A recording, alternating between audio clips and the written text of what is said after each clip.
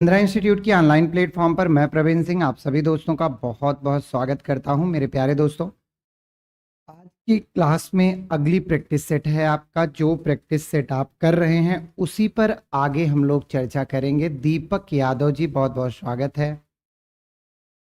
Spencer 14 फरवरी, बहुत बहुत स्वागत है। आरती जी, सरोज कुमार यादव जी, शिवम तिवारी जी, अनिल कुमार जी, दीपक यादव जी गया, पिंटू कुमार यादव जी, सभी का बहुत बहुत स्वागत है। दोस्तों, आज के प्रैक्टिस सेशन में भी मिक्सअप क्वेश्चन होंगे, मिश्रित क्वेश्चन होंगे। ठीक है, तो चलिए सभी का बहुत बहुत स्वागत। चलिए, तो दोस्तों आज का जो पहला क्वेश्चन है वो आपके स्क्रीन पर दिख रहा है। पहला क्वेश्चन जो है वो है आपका घातांक करड़ी से। कहता है कि अगर मैं रूट में 72 प्लस 72 प्लस 72 और ये मैं अनंत तक लिख डालूं तो इसका मान क्या होगा। चलिए देखिए दोस्तों, जब ऐसा प्रश्न मिले तो आपको जो अंदर संख्या लिखी है उसको दो ऐसे भागों में तोड़ना है, दो ऐसे भागों में विभाजित करना है, दो ऐसे भागों में विभाजित करना है जिनका अंतर एक हो। कितना? जिनका जो डिफरेंस है वो एक प्राप्त हो।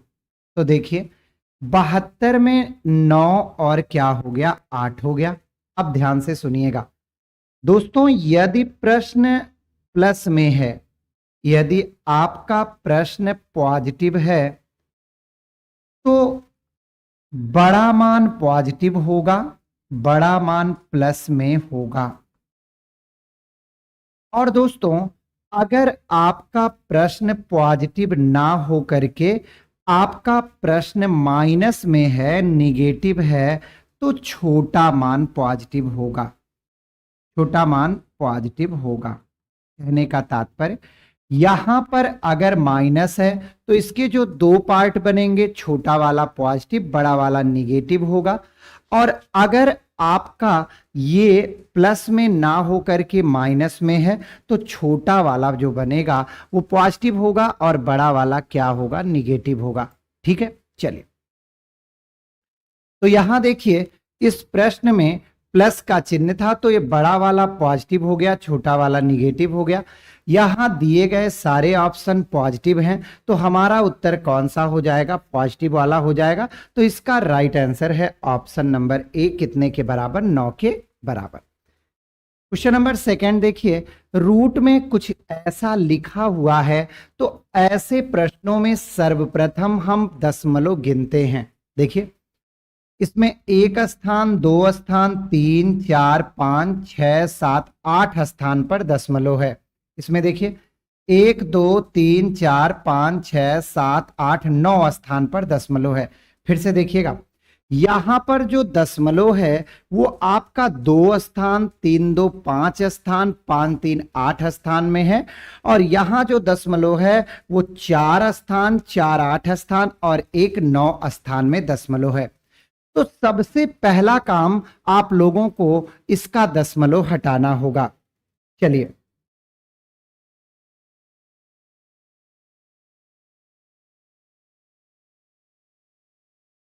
चलिए तो आप एक बार सभी लोग इसका उत्तर देंगे। हम एक बार क्वेश्चन चेक कर लेते हैं क्रॉस कि भैया सही टाइप है या नहीं, इसके बाद हम आपको बताते हैं। चलिए एक बार सभी लोग उत्तर देंगे, इस प्रश्न का उत्तर सभी लोग देंगे। क्योंकि अगर मान लीजिए सॉल्व करना शुरू कर देते हैं और ये देखिए 0.324 है, यहां ये जो है ये 0.32 और 4 है।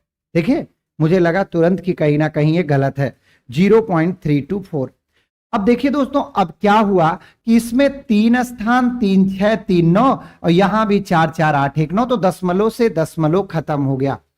अब मेरा यहां पर रूट में ये लिखा जाएगा 324, गुणे में लिखा जाएगा 81, गुणे में 4624 लिखा जाएगा और बटे में हमारा 15,625 होगा और गुणे में 289 होगा और गुणे में 729 होगा और गुणे में 64 होगा। अब हम आराम से निकाल सकते हैं। तो 324 किसका वर्ग होता है, आप सभी बताएंगे। 324 बताइए किसका वर्ग होता है। 18 का वर्ग कितना होता है,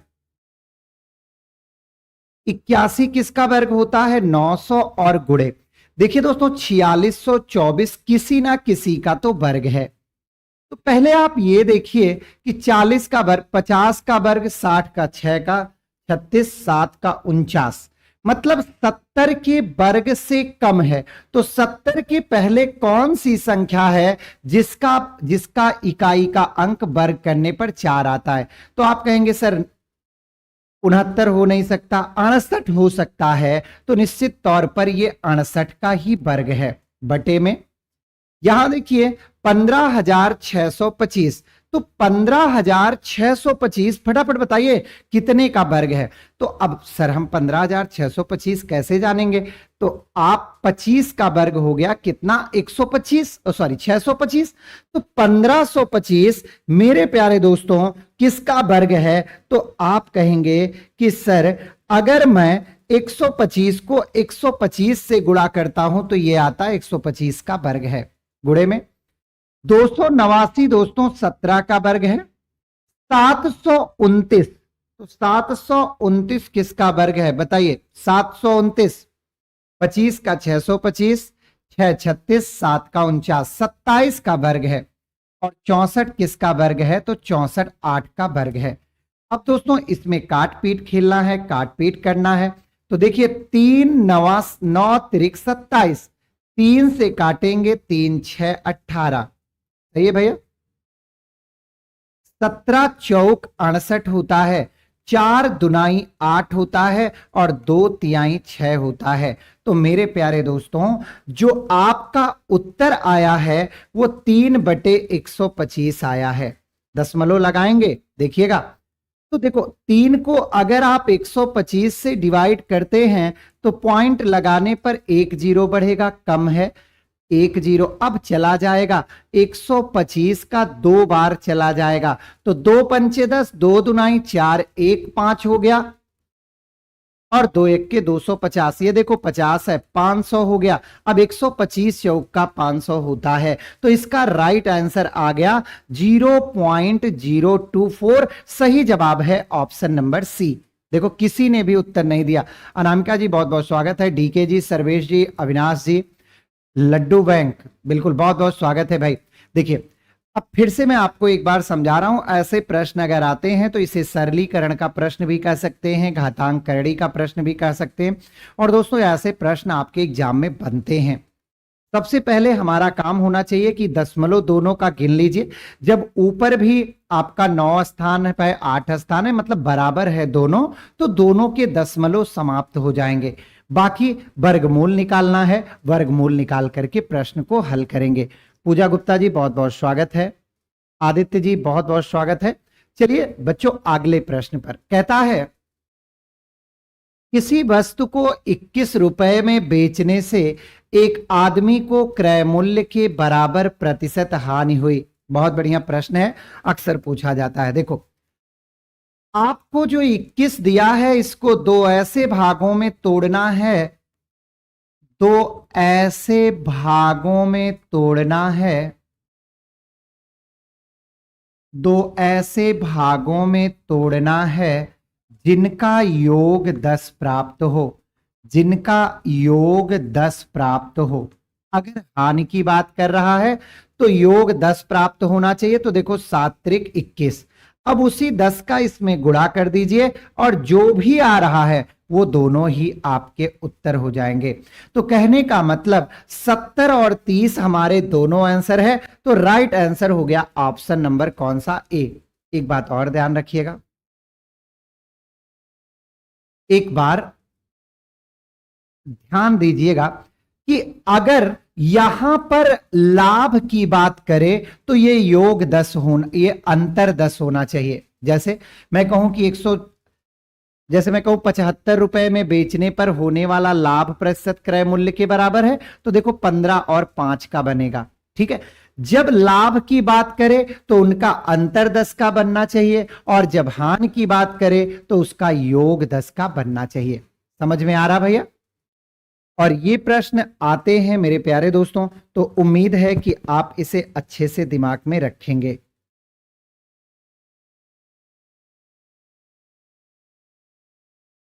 ठीक है, चलिए सभी लोग एक बार फटाफट फटाफट फटाफट कमेंट मार दीजिए। देखो भैया, सारे क्वेश्चन मैं मिक्सअप कर रहा हूं जो कि आपको समझ में आ जाना चाहिए, और अच्छे से प्रयास भी कर रहा हूं। ठीक है, तो चलिए आगे की ओर हम लोग बढ़ते हैं। क्वेश्चन नंबर 4 पर ले चलते हैं। कहता है 10% और 30% के क्रमिक बट्टों के समतुल्य एक अकेला बट्टा क्या होगा? समतुल्य का मतलब होता है दोस्तों इक्वल, समान बट्टा कौन सा होगा? तो अगर मैं इसे बेसिक से समझाऊं तो देखिए, आपने एक वस्तु खरीदी 100 में और मुझे 10% की छूट पर दे दिया, तो 100 में 10% छूट 90 में। मुझे आपकी वस्तु बिल्कुल से अच्छी नहीं लगी, तो मैंने उसी वस्तु को 20% छूट, 20% का मतलब याद रखिएगा 90 का 20%, तो 90 का 20% छोड़ दोगे तो 80% बनेगा, तो कितना बना? 72। आपने वस्तु खरीदी 100 में और 100 में आप 10% की छूट देकर के हमको बेच दिया, तो आपने बेचा 90 में। मुझे वस्तु अच्छी नहीं लगी, मैंने उसी को छूट देकर के बेच दिया कितने में भैया? 72 में। अब वो कहता है कि अगर ये वाला आदमी हमसे ना मिलता, डायरेक्ट आपसे खरीदता और 72 में ही खरीदता, तो कितने की छूट रहती? तो 10 में से 2 गया 7 हो गया, और 9 में से 7 गया तो कितना हो गया? 2। 27% हो रहा ना। देखो 10 में से 2 गया तो कितना आ गया? 10 में से 2 गया तो आपका यहां देखिए 72 घटाना ना, 10 में से 2 गया तो आपका 8 आ गया, सही भैया। और यहां 9 में से 7 गया तो 2 आ गया, 28% आएगा, 38% नहीं आएगा, 28% आएगा। हाँ बिल्कुल बिल्कुल, पिंटू कुमार यादव जी आपका सही है, बाकी लोगों ने नकल किया है। 80 कैसे आया? अंजलि जी पूछ रही कौन सा 80? आइए दोबारा समझा देते हैं। देखो भैया, 100 रुपए का आप सामान खरीद कर लाई, 10% छूट पर बेच रही हैं, तो अगर 100 का 10% आप छूट दे रही हैं तो कै परसेंट पैसा ले रही? 90% ले रही। भाई कमी का मतलब 100 पर माइनस होता है, और वृद्धि का मतलब 100 पर प्रश्न होता है, 100 पर प्लस होता है। यहां देखिए, तो जब आप इसको हल करेंगे तो ये देखिए 90 रुपए का हुआ, और आपको वस्तु अच्छी नहीं लगी, आपने, अच्छा यहां 30% है, बिल्कुल उत्तर आएगा। यहां देखो 30 है और मैं 20 पे बताया, तो 30% है, तो यहां जब 100 में 30 छूट देंगे तो 70 हो जाएगा। देखो आएगा, बिल्कुल आएगा, बहुत बढ़िया। तो ये 9 सत्ते 63 हो गया। तो 100 की वस्तु फाइनली बिकी कितने में? 63 में। तो कितने परसेंट की छूट पाया? तो घटा दीजिए, 10 में से 3 गया 7 आ गया, और यहां 9 में से 6 गया 3 आ गया। तो जिन्होंने 37 दिया था उनका उत्तर बिल्कुल सही था। बिल्कुल हाँ, आदित्य जी बिल्कुल से राइट आंसर है। मैंने यहां 20 नहीं लेना था, यहां आपको 30 लेना था। चलिए अगले पे दोस्तों, 1,00,000 रुपए के एक बिल पर मिलने वाला 40% की कटौती। तो देखो भैया दोस्तों, जब 1,00,000 रुपए पर 40% का छूट मिल रहा, ध्यान से सुनिएगा, 1,00,000 में आपको मैं डिस्काउंट दे रहा हूं 40% की, तो 40% का मतलब है कि मैं आपको डिस्काउंट दे रहा हूं 40,000 रुपए का। देख लो फिर से, 1,00,000 में 40% की मैं आपको छूट दे रहा हूं, तो 1,00,000 में 40% की छूट बराबर किसके हो गई? 40,000 के। आप दोबारा गए जमा करने,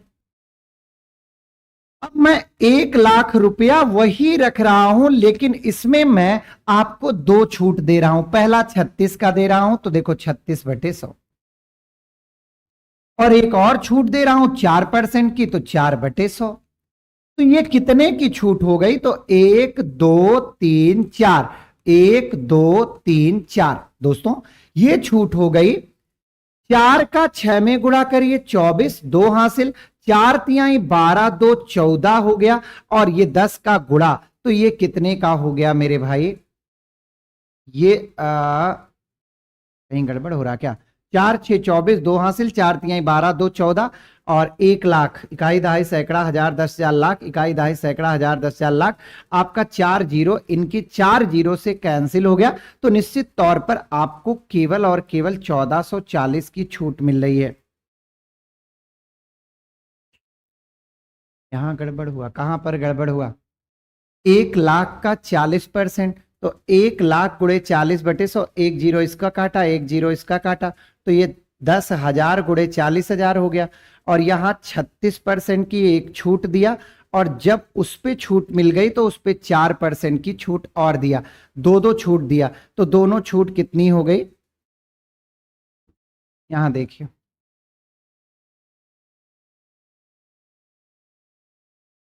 पहले आप इसका निकालिए। देखिए 1 लाख का, पहले 1 लाख पर आपको 36% की छूट मिली, तो 36% की जब छूट मिली तो कितने की हो गई? तो ये देखो इतने की मिली। एक सेकंड, कुछ गड़बड़ हो रहा है, एक बार प्रश्न आप दोबारा पढ़िएगा। कहता है 1 लाख रुपए पर एक बिल में मिलने वाली 40% की कटौती और 36 तथा 4% की कटौती। तो देखिए 36 और 4 का पहले समतुल्य निकाल लीजिए कि 36 और 4% की जो वैल्यू है वो कितने के होगा? 1440 आएगा। बिल्कुल, 36 और 4% की जो कटौती होगी वो कितने की होगी? तो वो 40 की बराबर नहीं होगी, क्योंकि इसका समतुल्य आपको निकालना पड़ेगा। तो 1 लाख पर केवल एक छूट दिया 40%, तो 1 लाख का 40% हो गया कितने के भैया? 40,000 के। और 1 लाख का 36% हो गया 36,000 के, और उसी पर एक 4% और, तो दोनों का अंतर 1440 रुपया आएगा। ठीक है, देखिए 36 और 40 का अगर समतुल्य निकालें तो -36 और -4 प्लस 36 गुणे 4/100, ऐसे ही समतुल्य निकाला जाता है। तो देखिए 36 4 -40 की हो गया, और ये आपका हो गया प्लस में 4 6 24, और 4 तिहाई 12 2 14, 1.44। इसको हल करेंगे तो 10 में से 4 गया तो 6 आ गया, 9 में से 4 गया तो 5 आ गया, और 40 की जगह 39 में से 1 गया तो 38.56 का आया। तो दोस्तों यहां देखिए, पहले मिलने वाला जो डिस्काउंट था वो 40 था, और अब ये 38.56 है, तो कितना ज्यादा मिल रहा है? तो यहां 10 में से 6 गया 4 आ गया, 9 में से 5 गया 4 आ गया, और भैया यहां 40 के बजाय 39 बचा, तो 1.44% छूट ज्यादा मिल रही है। तो 1 लाख का 1.44% छूट ज्यादा है तो मिल गई, यहां एक कट गया, आपने गुणा किया तो कितना रुपए ज्यादा मिल रहा है? तो 1440 रुपए आपको क्या मिल रहे हैं? ज्यादा मिल रहे हैं। चलिए अगले प्रश्न पर। यहां देखो, कहता है मोहन ने कुछ राशि 9% वार्षिक साधारण ब्याज की दर से तथा उसी के बराबर राशि 10%। तो चलिए, हमारे पास राशि नहीं है तो हम राशि मान लेते हैं पी रुपया। पी रुपया मोहन जो है वो 9% वार्षिक ब्याज की दर से 2 वर्ष के लिए देता है, और वही पी रुपया 10% वार्षिक ब्याज की दर से 2 वर्ष के लिए देता है, और टोटल उसका जो ब्याज बनता है वो 760 रुपया बनता है।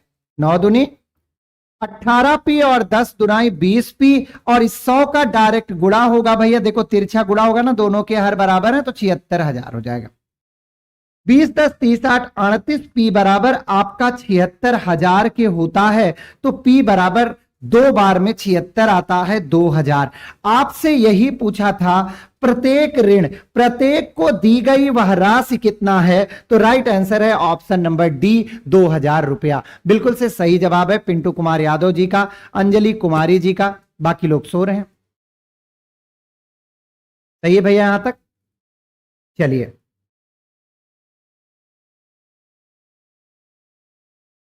क्या बात है, बहुत बढ़िया बहुत बढ़िया बहुत बढ़िया।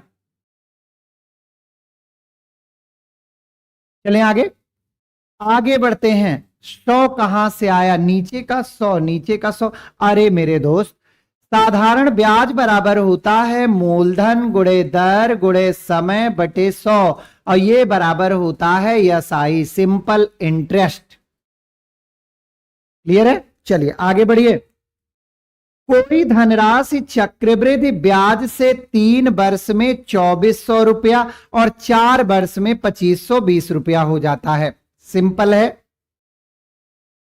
3 वर्ष में 2400 रुपया है और 4 वर्ष में 2520 रुपया हो गया, तो यहां बढ़ा कितना? तो यहां बढ़ा 120 रुपया। दोस्तों 120 रुपए की वृद्धि कितने पर है? 2400 पर, और प्रतिशत चाहिए तो गुणे 100 हो गया।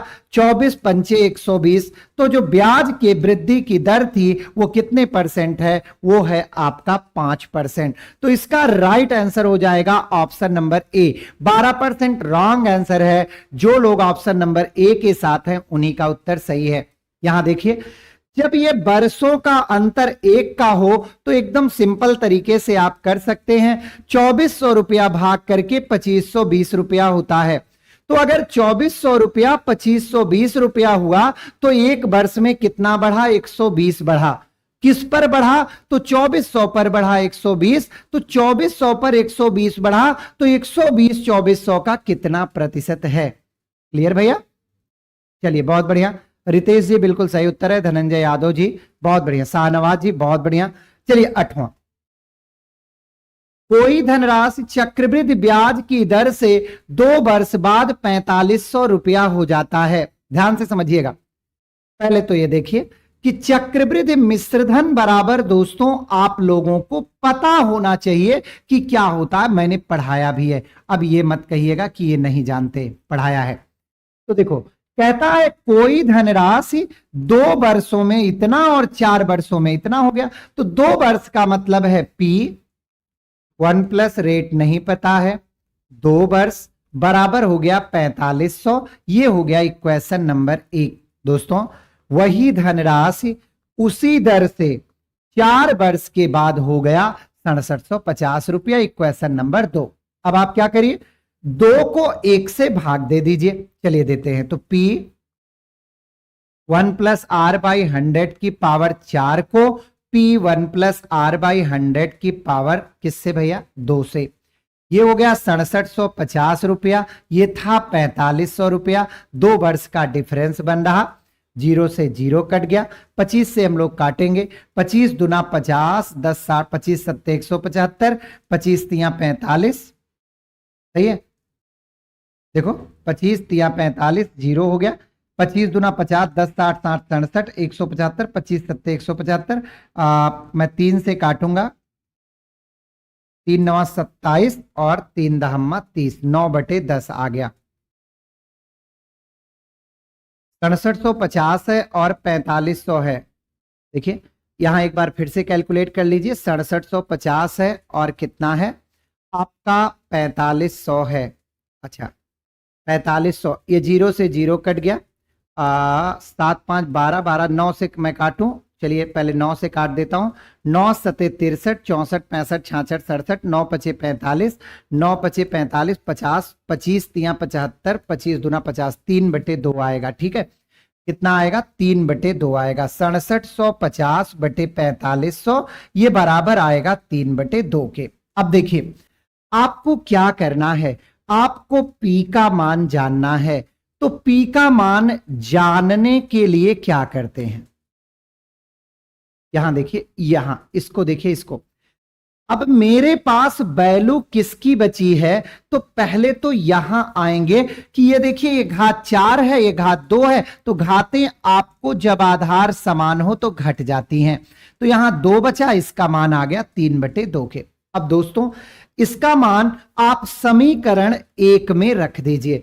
तो समीकरण 1 कहता है P, इस पूरे की वैल्यू है कितना? इसकी वैल्यू देखो, मैं यहां से ऐसे एरो बना के दिखाता हूं। ये पूरे की वैल्यू है 3/2 के बराबर, और ये है आपका 4500। 3 से मैंने काटा, 1500 आ गया, और इस तरह करने पर P का मान आ गया 3000। यहां गुणा होगा। तो राइट आंसर है ऑप्शन नंबर सी, कितने के? 3000 के। पिंटू कुमार यादव जी बिल्कुल सही है भाई। चंद्रेश कुमार जी बिल्कुल सही है।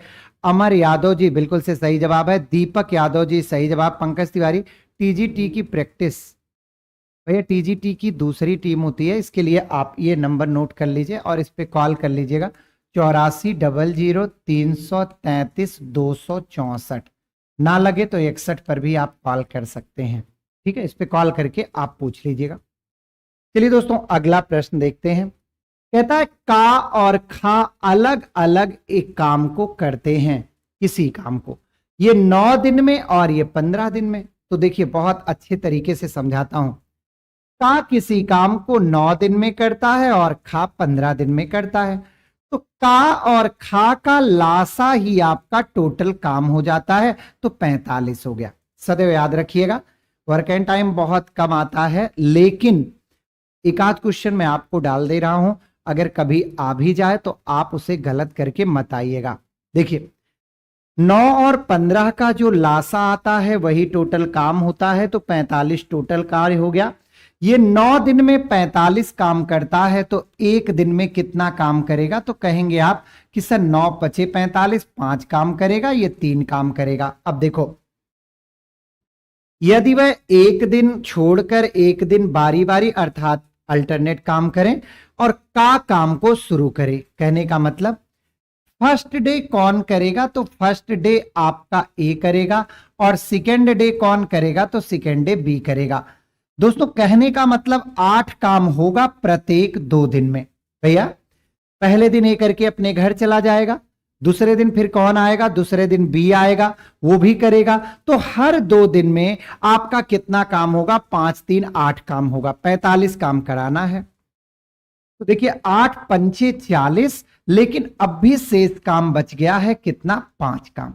एक बात ध्यान रखिएगा, आपने यहां 8 का 5 गुना किया।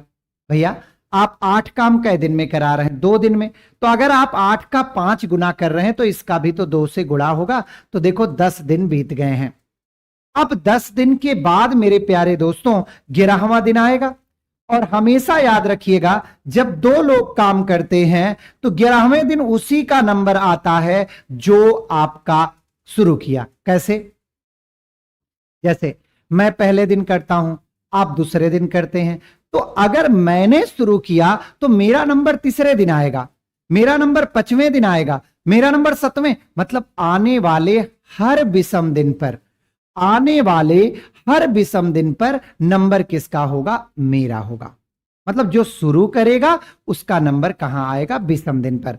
तो देखो अब एक काम करने आ रहा है, 5 ही काम बचा है और इसको 5 चाहिए, तो काम शून्य मतलब काम खत्म हो गया। या हम ऐसे भी कह सकते हैं कि 5 बचा था, इसने 5 कर दिया तो पूरा दिन लगा। तो कहने का मतलब कितना दिन लगा, तो 11 दिन लगा। सभी ने लगभग उत्तर बिल्कुल से सही दिया है।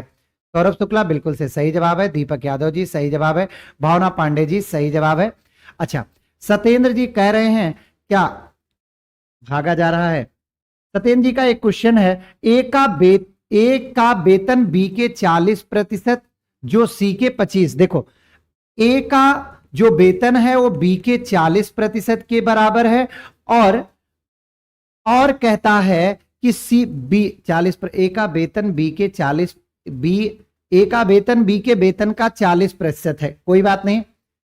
और जो सी के वेतन का 25% है, मतलब ए का जो वेतन है वो सी के वेतन का कितना परसेंट है, 25% है। अब ये पूछना क्या चाहते हैं, ए का वेतन सी के वेतन का कितना प्रतिशत है, ए का वेतन सी का कितना प्रतिशत है, यही आप पूछना चाहते हैं। देख लीजिए भैया, आप तीनों लिख लीजिए, ए बी और सी। कहता है ए का वेतन बी के वेतन का 40% है, ए का जो वेतन है वो बी का 40% है, तो इसको 100 मानिए, तो ए का कितना हो गया, 40 हो गया। क्लियर भैया। और कहता है ए का वेतन बी के वेतन का 40% है, जो का मतलब ए, सी के वेतन का 25% है। मतलब जो ये 40 है ये बराबर है सी के कितने परसेंट के, 25% के। तो देखो 25 चौक का हो गया 100। तो सी का वेतन कितना हो गया, तो सी का वेतन हो गया 160 रुपया। ठीक है भैया। पूछा क्या था, आपका प्रश्न क्या था, ए का वेतन सी के वेतन का कितना प्रतिशत है? तो दोस्त ए का वेतन 40 रुपया, सी का वेतन 160 रुपया और गुणे क्या हो गया 100। ये कट गया, 4 चौक 16 और 4 से काटेंगे तो आपका उत्तर 25% आ जाएगा। ठीक भैया, क्लियर? सत्येंद्र जी क्लियर है? ये सब तो बहुत पहले बहुत छोटे छोटे प्रश्न है। ये मैंने ये ऊपर जो लिखा वो केवल इसलिए लिखा कि प्रश्न आपका तेजी से निकल ना जाए। क्लियर भैया? सही है। अंजलि कुमारी जी भी दे रही, भावना जी भी दे रहे हैं। प्रश्न तो आपके सामने ही दिख रहा है। तो चलिए इसका हम अपने क्वेश्चन पर आते हैं। बिल्कुल आपके अगर क्वेश्चन हैं और आप टाइप कर पा रहे हैं तो आप पूछ सकते हैं, वो मैं आपको जवाब दे दूंगा।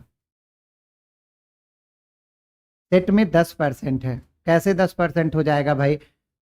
ए का वेतन बी का 40% है। देखिए मैं फिर से बता दे रहा हूं, ए का वेतन बी का 40% है तो 40% अधिक कम तो नहीं दिया ना, केवल 40% दिया है। तो ए का वेतन बी का 40% है जो सी के 25% के बराबर है। मतलब सी का 25% बराबर है किसके? 40 के। तो 1% बराबर हो गया 40/25 के। 100% निकालना है, गुणे 100 कर दो तो देखो ये 160 हुआ। भैया बिल्कुल सही है, बिल्कुल सही है। वो पूछा है ए का वेतन सी के वेतन का कितना प्रतिशत है? तो ए का वेतन 40 रुपया है और सी का वेतन 160 है और गुणे 100। तो देखो ये 4 चौक 16 और 4 से 25 बिल्कुल राइट है भैया, कहीं तो कोई दिक्कत नहीं है। ठीक है, जो आप लिखकर भेज रहे हैं हमें उसके अनुसार। अब कुछ और लिखा है तो हम नहीं जानते। देखिएगा अगला कहता है, एक लड़का अपने साइकिल से 10 किलोमीटर की दूरी 12 किलोमीटर प्रति घंटे की चाल से तय करता है। आइए भैया, तो दूरी तय करता है 10 किलोमीटर, तो समय बराबर होता है दूरी बटे चाल। तो 10 किलोमीटर 12 की चाल से, आगे 12 किलोमीटर की दूरी 10 की चाल से तय करता है। तो दूरी है 12 किलोमीटर तो टोटल हो गया 22 किलोमीटर और इसको 12 किलोमीटर 10 की चाल से तय किया तो समय कितना लगा? ये लगा। तो इनका एलसीएम 60 हो गया, 12 पंचे 60, 5 दहाम 50 हो गया, 10 6 60, तो 12 6 72 हो गया। सही भैया, देख लो 12 और 10 का एलसीएम 60 हो गया, 12 पंचे 60 तो 5 दहाम 50, 10 6 60 तो 12 6 72, ये 2 आ गया, 7 5 12, 122/60 घंटा आ गया। दोस्तों औसत चाल बराबर होता है चली गई कुल दूरी बटे लिया गया कुल समय 122 और बटे 60 है तो 60 ऊपर ही चला जाएगा। सही है भैया, हम लोग 2 से भाग दे देते हैं तो ये 11 आएगा, 2 से भाग देंगे ये 61 आएगा। तो 60 गुणे 11 660 और बटे 61, 660/61 को भाग देंगे तो इसका सही उत्तर क्या आएगा बताइए? 660/61 को भाग दीजिए, 660 को 61 से ही भाग देना है तो ये 10.81 के करीब आएगा। तो राइट आंसर हो जाएगा ये। ठीक है भैया, क्वेश्चन नंबर नेक्स्ट पर चलते हैं। यहां लिखा है 1/1/2, तो पहले हल करिए। तो देखिए 2 1 के 2 1 3/2 हो गया, गुणा लगाइए। 3 1 के 3 1 4 आपका क्या हो गया? ध्यान से समझिएगा, 3 1 के 3 1 4/3 हो गया, गुणा लगाइए। यहां 4 1 के 4 1 5/4 हो गया। एक क्रम बनता जा रहा है तो यहां 121 बटे क्या हो गया? 120 हो गया। दोस्तों यहां आपका 3 से 3 कट गया, 4 से 4, 5 से 5 सब कट गया तो 121/2 बचेगा। 2 से भाग देंगे तो 60.5 आएगा। इसका सही जवाब आपका ऑप्शन नंबर किसके साथ जाना पड़ेगा? सी के साथ। क्लियर है? हाँ बिल्कुल पिंटू जी, बिल्कुल से सही जवाब है। चलिए आज थोड़ा कम क्वेश्चन हुआ तो थोड़ा तेज चलते हैं। यहां देखिए माइनस लगा है तो 2 1 के 2 में से 1 गया तो 1/2, 3 में से 1 गया 2/3।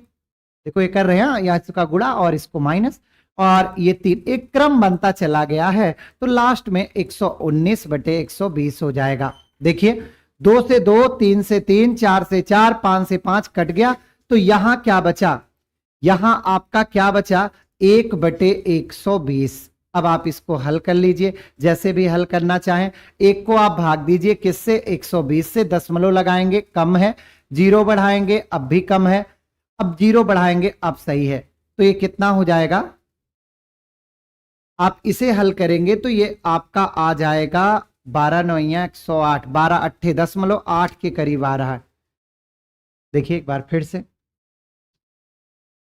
एक में से 1/2 घटाइए, तो एक में से 1/2 घटाने का क्या तात्पर्य है, एक में से 1/3 घटाइए, एक में से 1/4 घटाइए, लास्ट में एक में से 1/120 घटाइए। घटाइए, 2 एक के 2 में से 1 गया 1/2, 3 एक के 3 में से 1 गया 2/3, ऐसे 3/4, ऐसे लगातार 120 है तो 119/120 हो जाएगा। देखिए 2 से 2, 3 से 3, 4 से 4, ये लगातार कट गया तो 1/120 यही इसका राइट आंसर है। इसमें जो दिया है वो सही नहीं है। देखिए 1/120 हो जाएगा, 1/120, तो इस पे मत जाइए, आप 1/120 को लिखिएगा। आगे बढ़िए, यहां देखिए लिखा है a² -4a - 1 बराबर 0, और ये लिखा है जो पूछा है a² + 1/a²। अगर मैं इसमें से 3 कॉमन ले लूं तो a - 1/ क्या बन गया, a बन गया। अब हमको किसी तरह से इसका 1/a बनाना है। कैसे बनेगा, हम इसमें क्या करते हैं, a से भाग दे देते हैं। तो देखिए a² a हो गया, 4a/a हो गया, और 1/a हो गया, और 0/a हो गया। ये कैंसिल, ये कैंसिल, तो a - 1/a - 4 बराबर 0 हो गया, तो a - 1/a बराबर 4 हो गया। कहने का मतलब हमको इसकी वैल्यू मिल गई 3 और इसकी वैल्यू 4। दोस्तों अगर स्क्वायर पूछा है तो इसके दोनों पर्चों का वर्ग करने पर a² ये बन गया ये, और ये हो जाता है इसका स्क्वायर +2, तो 4 चौक 16 और 2 क्या हो गया, 18 हो गया। 18 और 12 को जोड़ेंगे तो ये 30 के बराबर होगा, तो इसका राइट आंसर किसके बराबर हो गया, 30 के बराबर। ठीक है, चलिए ऐसे प्रश्न बताए भी थे। 14वां आइए, लिखा है x² + y² minus x² + y² minus 2x + 6y + 10 बराबर 0। तो देखो x² वाले को अलग कर लो और y² वाले को आप अलग कर लो।